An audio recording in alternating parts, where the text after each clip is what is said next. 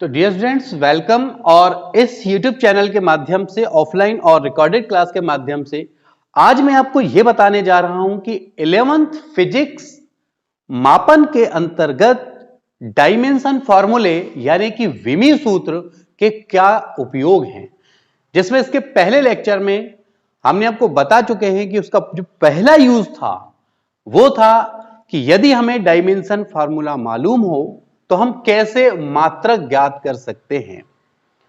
आज हमारा उसका सेकेंड यूज है और सेकेंड यूज ये है कि जैसे कि गणित में समीकरण होते हैं और समीकरण का मतलब है कि बायां पक्ष और दायां पक्ष दोनों होते हैं ना, तो ऐसे ही फिजिक्स में भी भौतिक समीकरण होते हैं और वो भौतिक समीकरण शुद्ध है या नहीं है। जैसे कि मैथमेटिक्स में सिद्ध करने के लिए लेफ्ट हैंड साइड और राइट हैंड साइड दोनों आपस में क्या होना चाहिए, इक्वल होना चाहिए। लेकिन फिजिक्स के मामले में जो भौतिक समीकरण होते हैं उनको सही कब माना जाएगा, या आपको मैंने एक भौतिक समीकरण दे दिया तो क्या वो वास्तव में मैंने सही लिखा है या गलत लिखा है, इस बात की जांच की जाएगी डायमेंशन फार्मूलों से यानी कि विमीय सूत्र से। उसके लिए एक सिद्धांत बना है जिसे कहा जाता है विमीय समांगता का सिद्धांत। तो आज हम अपने वीडियो में देखने जा रहे हैं विमीय समांगता का सिद्धांत। और इस सिद्धांत के अनुसार कोई आपसे पूछ ले विमीय समांगता के सिद्धांत का क्या महत्व है, तो आप ये कहेंगे विमीय समांगता सिद्धांत के अनुसार हम ये बता सकते हैं कि दिया गया भौतिक समीकरण शुद्ध है या नहीं है। तो बोले कैसे बता सकते हैं? यदि भौतिक समीकरण शुद्ध है तो बायां पक्ष हो चाहे दायां पक्ष हो, उसके प्रत्येक पद की विमा समान होगी। प्रत्येक पद की विमा क्या होगी? समान। विमा समान होने का मतलब यह है किसी एक पद में द्रव्यमान के लिए कैपिटल एम को यूज किया गया होगा और कैपिटल एम पे विमा अगर 2 है, विमा का मतलब उस पे जो घात चढ़ाई जाती है, अगर वो 2 है तो प्रत्येक पद में एम पे पावर कितना होना चाहिए? 2। यदि एल पे कहीं -1 है तो प्रत्येक पद में एल पे क्या होना चाहिए? -1। यानी प्रत्येक पद में विमा क्या हो? समान हो, तब हम कहते हैं कि भौतिक समीकरण शुद्ध है। अब इसके लिए एक एग्जाम्पल पे चलते हैं तो वो बढ़िया तरीके से आपके सामने क्लियर होगा। और वो एग्जाम्पल रहा आपके सामने एक सिंपल सा S is equal to 1/2 GT का स्क्वायर, जहां S विस्थापन को दर्शा रहा है। आपका क्वेश्चन है, मान के चलें S विस्थापन को, G जो है वो गुरुत्वीय त्वरण को और T प्रदर्शित कर रहा है समय को। और एक रिलेशन दिया हुआ है, तो ये रिलेशन सही है या गलत है ये हम जांच करेंगे। किसकी सहायता से जांचोगे आप इसको? विमीय समांगता के सिद्धांत से। किसका उपयोग करके? विमीय सूत्रों का उपयोग करके। अब हम चेक करते हैं। देखें S इज इक्वल टू आपके पास है 1/2 GT का। अब S क्या है यहां बोले, और विस्थापन के लिए डायमेंशन फॉर्मूला क्या होगा? विस्थापन के लिए L, तो विस्थापन के लिए क्या हुआ? L। 1/2 जो है वो विमाहीन राशि कहलाती है। कोई भी अंक यदि ऐसा आ जाए तो वो कौन सी राशि होगी? वो विमाहीन राशि होगी। और विमाहीन राशि का मतलब है इसका कोई जिक्र आपको नहीं करना है। G क्या था? गुरुत्वीय। अब आपको यहां त्वरण शब्द दिख गया। अब चाहे वो गुरुत्वीय त्वरण हो, प्रारंभिक त्वरण हो, अंतिम हो, इससे कोई लेना देना, आपको त्वरण मिल गया ना। और त्वरण के लिए डायमेंशन फार्मूला क्या था? ठीक, तो इसके लिए हुआ LT-2 इंटू, ये क्या है आपके पास में? T यानी समय को रिप्रेजेंट कर रहा है और उसके लिए कितना होगा t, और ये एल टी माइनस टू, इसका 2 यहां गुणा कर दें तो t पे कितना हो जाएगा ये +2। आधार समान है तो घातें आपस में जुड़ेंगी, ये आपस में कैंसिल, तो हुआ एल टी 0, इसका मतलब हुआ ये L और यहां पर ये left hand side right hand side है, इसमें L पर यहां 1 की पावर है और ये भी पावर, तो ये क्या है वास्तव में ये विमा है, और दोनों दो पद हैं और दोनों पद की विमा क्या है समान है। इसका मतलब यह हुआ कि विमी समांगता सिद्धांत के अनुसार यह भौतिक समीकरण शुद्ध है। यह बात क्लियर हुई बिल्कुल।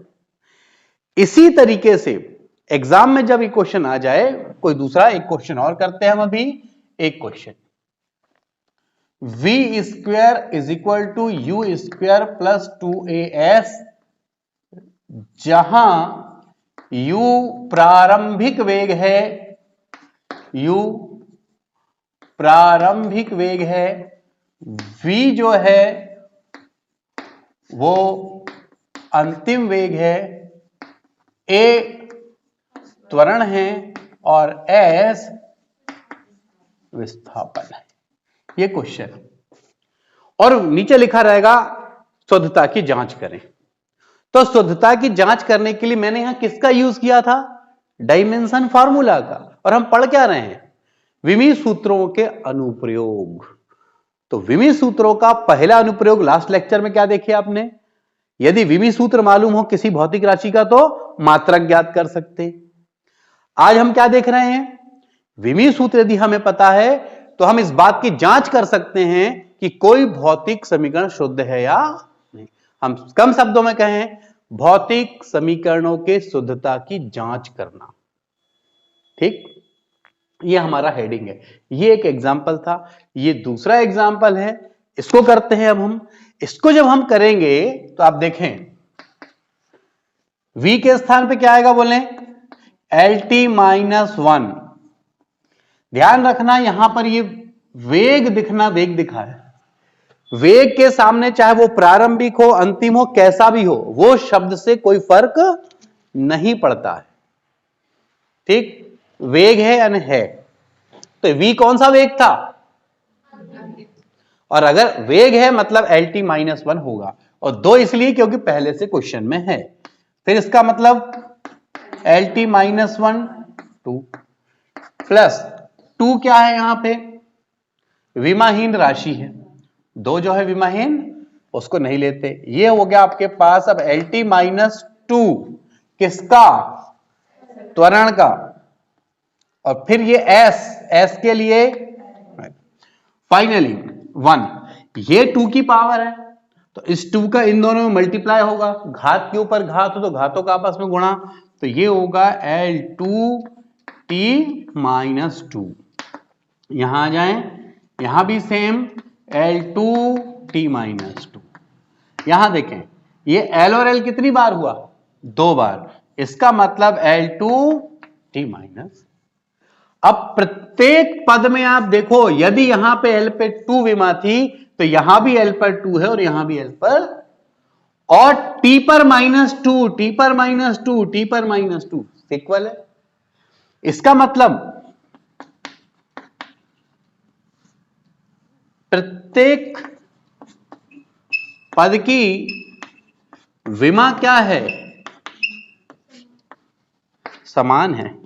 अतः भौतिक समीकरण, अतः विमी समांगता के सिद्धांत के अनुसार, विमी समांगता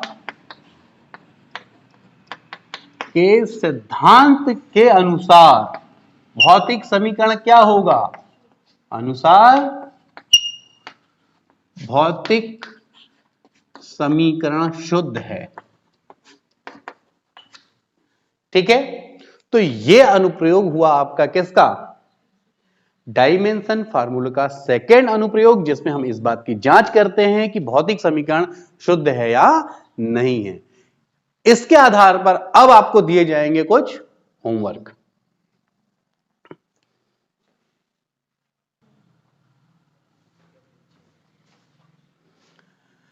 अब इसमें देखना ये है कि ये जो 6 क्वेश्चन आपके सामने हैं, ये मान के चलिए ये आपका होमवर्क है, ठीक है।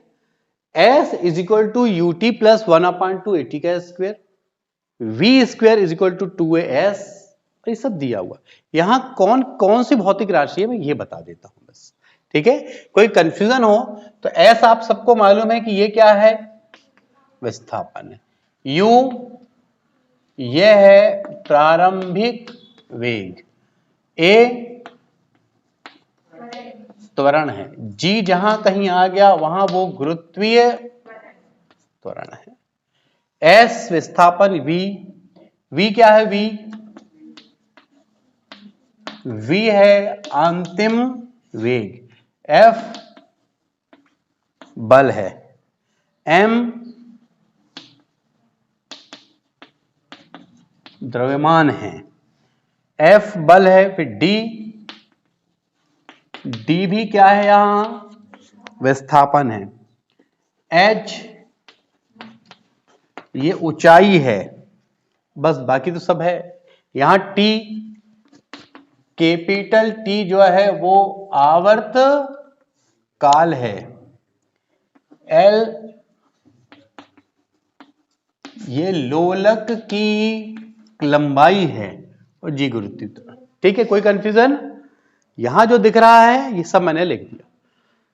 वहां जरूरी नहीं कि एग्जाम में ये लिखा हुआ आएगा, पर चूंकि ये प्रारंभिक दौर है आपका, तो सीखते तक आपको पहले ये मालूम होना चाहिए एग्जाम में कौन सी भौतिक राशि किसको रिप्रेजेंट करती है, ये याद करना पड़ता है। ये धीरे धीरे अपने आप आ जाएगा, ठीक है ना। तो यहां कोई कंफ्यूजन?